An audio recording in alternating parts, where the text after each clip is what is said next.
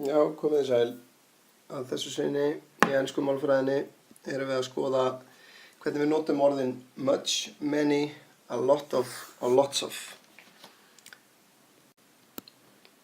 Áður en að við skoðum hvernig þessi orð eru notuð þá þurfum við að vera vissum að við þekkjum þessi tvö hugtök, teljanleg og óteljanleg orð.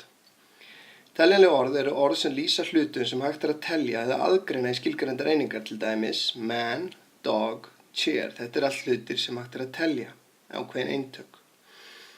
Óteljanleg orð eru orð sem lýsa hlutum sem ekki hægt að telja eða aðgreina í skilgreindar einingar. Dæmi, milk, butter, air. Það ekki hægt að segja one milk, two milks. Það bara ekki rétt.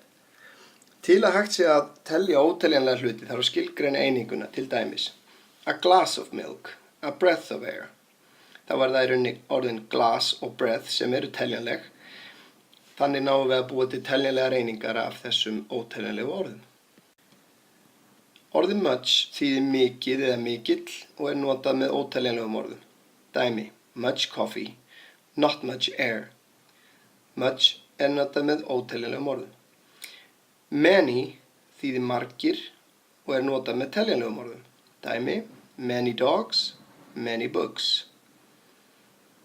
A lot of og lots of, eða mikið af eða margir, er hægt að nota í báðum tilvikum. Dæmi, a lot of coffee, lots of dogs.